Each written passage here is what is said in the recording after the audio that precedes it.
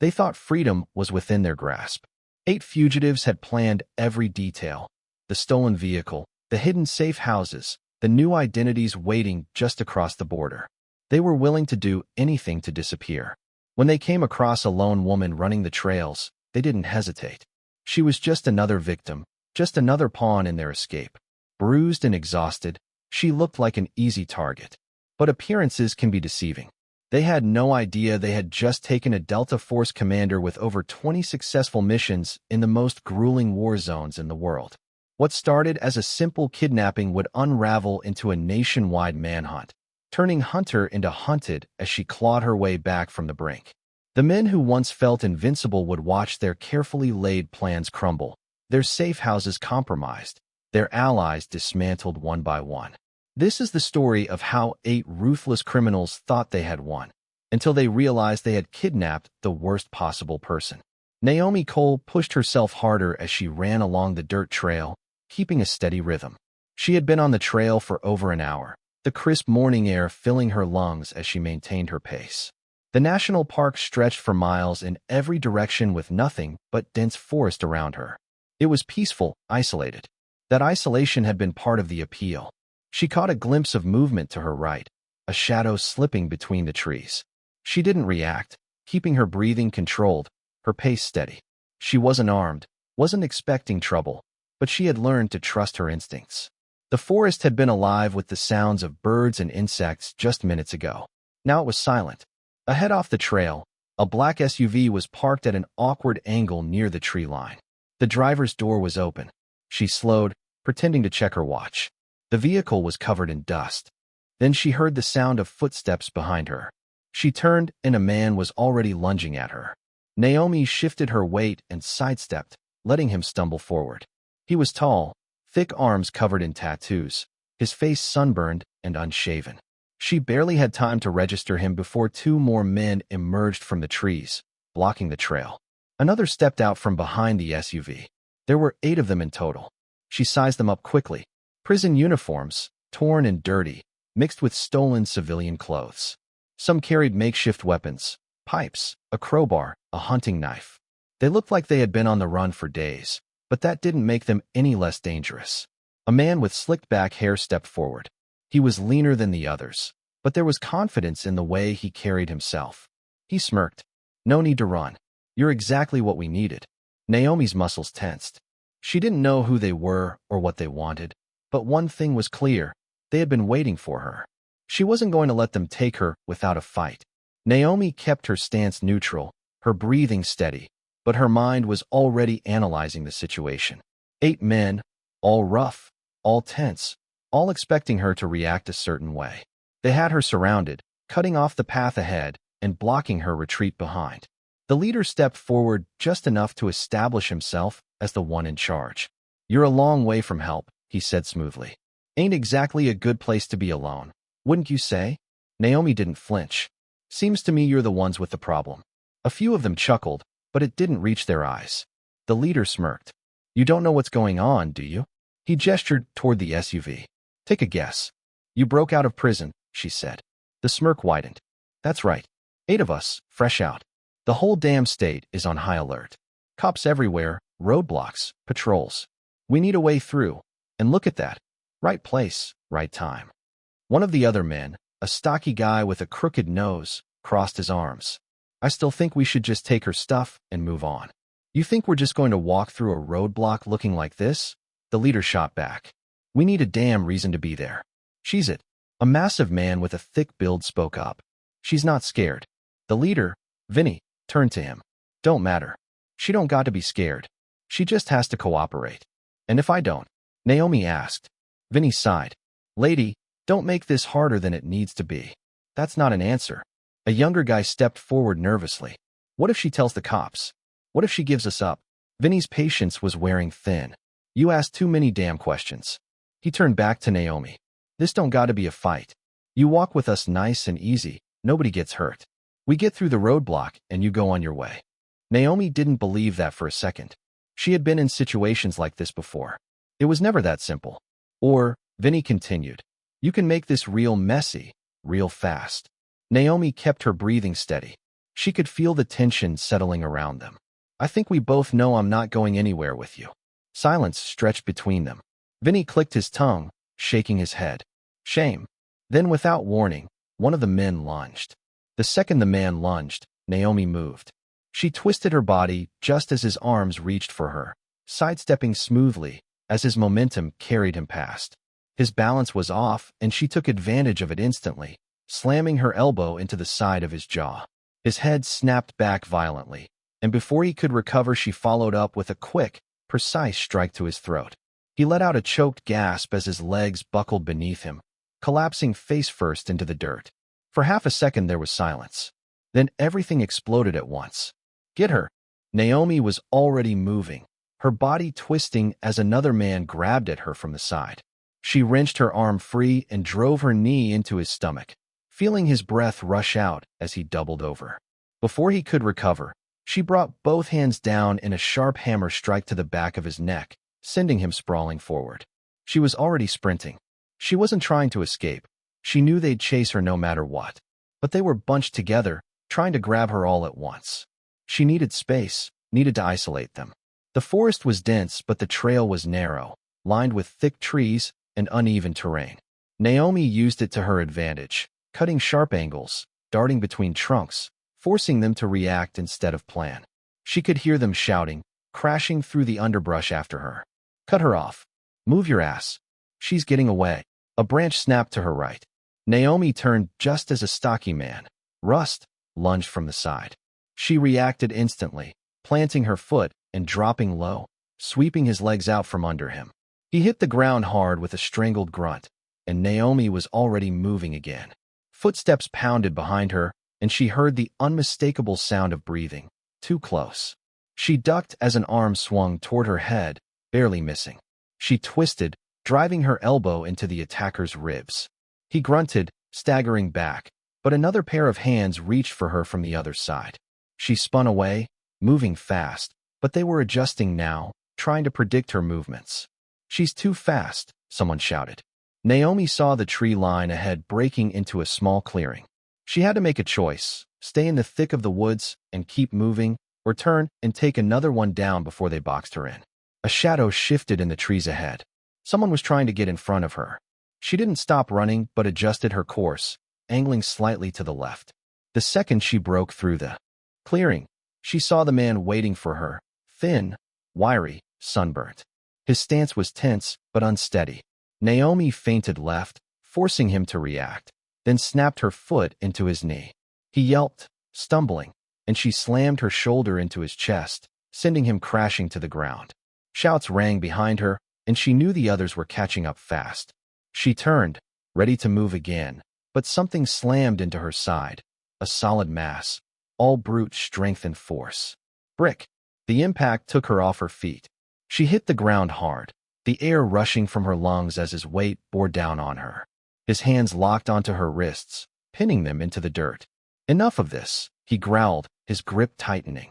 Naomi struggled, twisting, trying to free herself, but he was too damn big, too heavy. His sheer size alone was enough to keep her locked down, no matter how well trained she was. Don't kill her.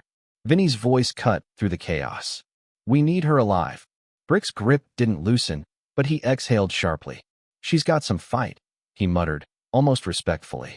Naomi wasn't listening. She was watching how his balance shifted slightly when he spoke, how he eased up just enough now that he thought she was done. She forced her body to go slack, just a little, just enough to make him think she was giving up. It took less than a second. Brick shifted his weight slightly, and Naomi reacted instantly. She snapped her hips up, twisting hard, throwing her full weight into the movement. His balance faltered just enough for her to rip one arm free. She rammed her forearm into his throat, making him jerk back instinctively. His hold loosened, and she threw her knee into his ribs as hard as she could. Brick grunted, recoiling, but she wasn't free yet. Hands grabbed her from behind, yanking her upright before she could fully escape. She lashed out, twisting her body, but there were too many of them now, too many hands pulling, grabbing, holding her down. She kicked out, catching one of them in the shin, but it wasn't enough. She had hurt them, had made them work for it, but now they had her. Vinny stepped forward, brushing off his jacket, watching her with mild amusement as she stood there, breathing hard, muscles still coiled. You're making this real difficult, lady. Ain't no point in fighting now. You're coming with us. That's all there is to it. Naomi said nothing. She just kept breathing, kept watching, kept waiting. They had her for now, but they hadn't won yet. They dragged her to the van and shoved her inside. The others climbed in after her, slamming the door shut. Vinny took the passenger seat while Rust started the engine. The air inside was stifling, thick with sweat and frustration. Vinny turned in his seat, his sharp gaze settling on her. You're real quiet now. That's good. Means you're finally catching on. Naomi met his stare, her expression unreadable. I was just thinking. He smirked. Yeah? About what? She leaned her head back against the metal wall. How this is going to end. For a moment there was silence. Then Rust snorted from the driver's seat. You really think you're getting out of this, lady? Naomi didn't answer. The tension settling over the group told her that the thought had already crossed their minds. They had her for now, but they were already making mistakes. She just had to be ready when the next one came. The van rattled along the uneven dirt road, the engine growling as Rust forced it over every bump. Naomi kept her posture relaxed, her head resting against the cold metal wall, her wrists still tightly bound behind her. Every shift in the vehicle's movement sent a dull throb through her body, her muscles aching from the fight, the chase, the struggle. But she wasn't focused on the pain. She was focused on them. Slim sat on the floor near the side door, still holding the gun, his knee bouncing with nervous energy. Brick was behind Naomi, taking up more space than anyone else, his arms crossed over his chest as he kept a close eye on her. The silence stretched thick and tense. Slim was the first to break it. So what's the damn plan, man? His voice was high-strung, restless. We got past the first roadblock, but they're going to be crawling all over the highways by now. Vinny let out a slow breath. We'll figure it out. We still got time before we hit the next one. Time for what? Rust snapped. Time to get caught? We can't keep screwing around. This ain't some petty little escape. We're in deep. They're not just looking for us. They're hunting us. Naomi listened carefully, keeping her eyes half-lidded, her breathing even as if she weren't paying attention. But she was. She caught the way Rust's voice edged toward panic, the way Slim's grip twitched around the gun every time he spoke. The fractures in their group were already forming, their desperation clawing at whatever loyalty they had left. Vinny turned in his seat, his gaze sharp. You want to panic? You want to start whining about how bad it looks? Go ahead, Rust. But unless you got a better idea, shut the hell up and let me think. Rust let out a sharp breath, gripping the steering wheel tighter, but didn't argue. Brick finally spoke, his voice slow and measured. We still got the girl. The van hit a pothole, jostling them roughly before Rust steadied the wheel again. Brick's words hung in the air, thick with implication. Vinny sighed, rubbing his forehead. Yeah, we still got her. And we still use her to get through the next blockade. That hasn't changed. Slim scoffed. How the hell is that supposed to work? Cops ain't just going to let us drive through with a tied-up woman in the back. You think they won't ask questions? Vinny's smirk returned, though it didn't reach his eyes. They won't see her tied up. We clean her up, make it look like she's with us. Maybe she's a hitchhiker, maybe she's a girlfriend. Doesn't matter what story we go with, long as she plays along. Naomi finally opened her eyes fully, lifting her head just slightly. And what if I don't? The van went quiet again. Vinny turned to look at her, his smirk twisting into something colder. Then we make you. Naomi held his gaze, unflinching, unfazed. You think forcing me is going to help you get past a road? You really think the cops won't notice when I look like I've been in a fight for my life? Rust scoffed. We can clean you up. Fix your face, change your clothes. It ain't that hard. Naomi tilted her head slightly, her voice calm, almost curious. And if I talk? Slim shifted uncomfortably, his knee still bouncing, his fingers flexing against the grip of the gun. Vinny's smirk twitched, just barely, the smallest flicker of uncertainty in his eyes. Brick, however, didn't waver. Then we kill you. The words landed heavy, the weight of them pressing into the already suffocating air. Slim's knee stopped bouncing. Rust exhaled sharply through his nose.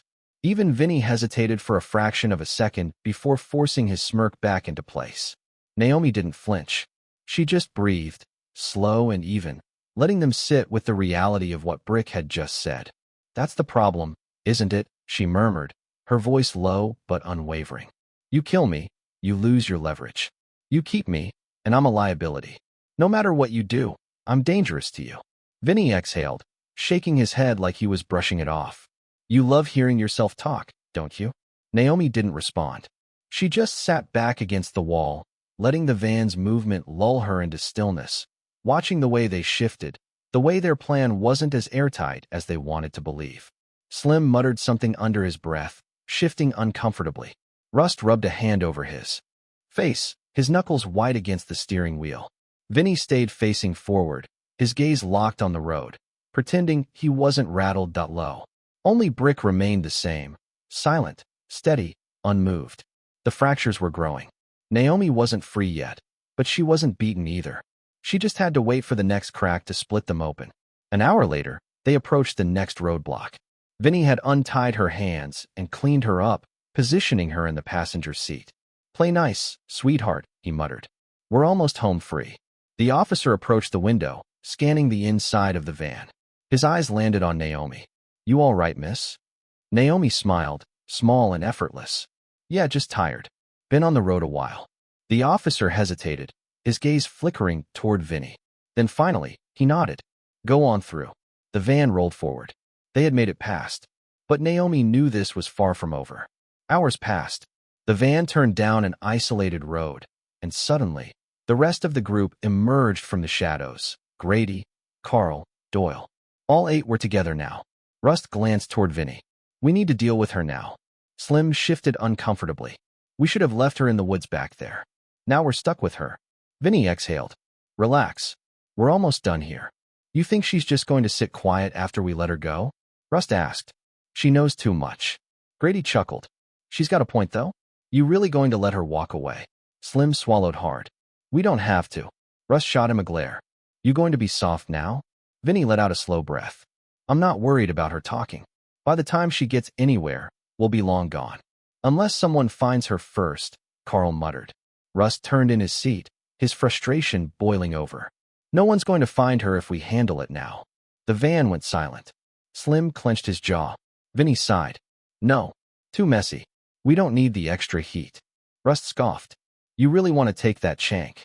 Grady smirked. I say we do it. Clean, quick. She's already halfway there anyway. Naomi stayed completely still. Vinny exhaled again, slower this time. We're not killing her. We don't need the trouble. We leave her here, middle of nowhere. She won't make it far. They stopped on a desolate road and dragged her out. Doyle tied her wrists again, tighter this time. Rust taped her mouth shut.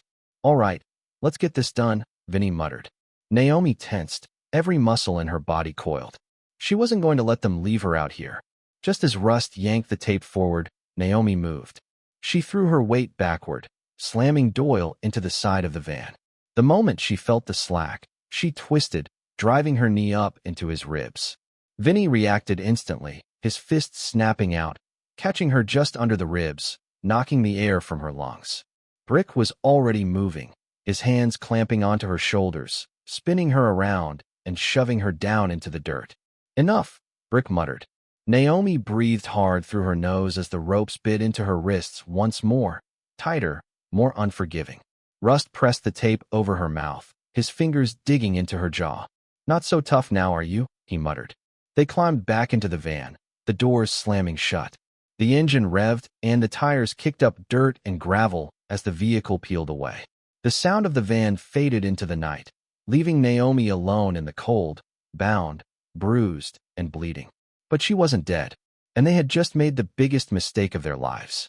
The night was silent except for the distant hum of the van's engine fading into darkness. Naomi lay still for a moment, her body aching, her breath steadying. They had left her bound, gagged, and alone in the middle of nowhere. They thought they had won. They thought she was as good as dead. She rolled onto her side, testing the ropes around her wrists. They had been tightened after her last attempt to fight back, the fibers digging into her skin. The duct tape over her mouth made breathing slightly harder, but not impossible. She focused, pushing aside the pain, the exhaustion, the frustration. Right now, none of that mattered. Right now, all that mattered was getting free. The ground beneath her was rough, uneven dirt mixed with patches of grass and scattered leaves. She shifted slightly, rolling onto her knees, her arms still trapped behind her back. The ropes were tight, but they weren't perfect. Doyle had been quick when he tied them, but quick didn't mean flawless.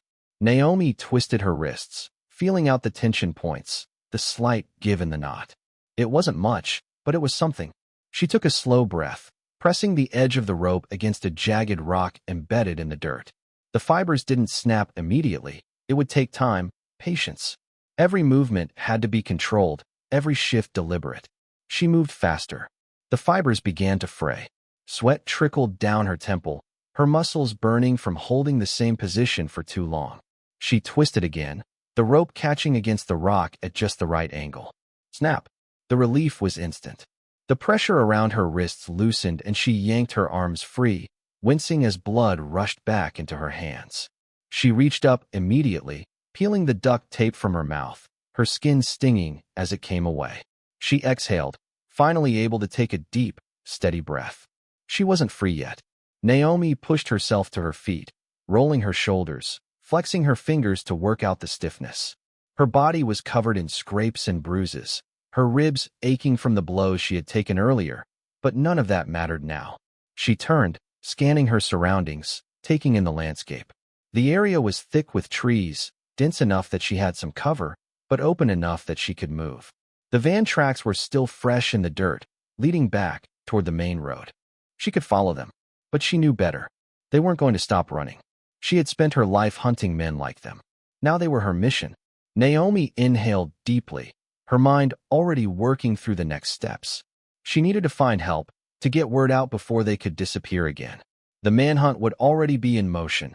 The second those roadblocks went up, the authorities would have started tracking their movements. But that wasn't enough. She had seen them up close. She knew what they were capable of. She wasn't just going to survive. She was going to hunt them down. Every last one of them. Naomi moved with calculated urgency, her body aching, but her mind sharper than ever. The dense forest had been suffocating, but now as she reached the clearing, she could see the faint glow of headlights in the distance. A beacon against the darkness. A road. Civilization. A way to turn this around. She stayed just inside the tree line, keeping to the shadows as she scanned the empty road stretching ahead. The low hum of an engine cut through the silence. Headlights crested over the distant hill. She stepped forward immediately, moving toward the edge of the road, lifting her arms and waving them down. The vehicle slowed, tires crunching against the gravel shoulder. The driver, a middle-aged man, looked wary as he took in the sight of her, bruised, battered, standing alone on a dark road miles away from anywhere. The window rolled down cautiously. "Miss, are you all right?" Naomi didn't waste time. "I need your phone. Please. It's an emergency." The man hesitated for only a second before fumbling into his pocket, pulling out his phone and handing it over. She took it quickly, her fingers moving across the screen as she dialed a number she knew by heart. It rang once, then again, then a voice cut through the static, sharp and urgent.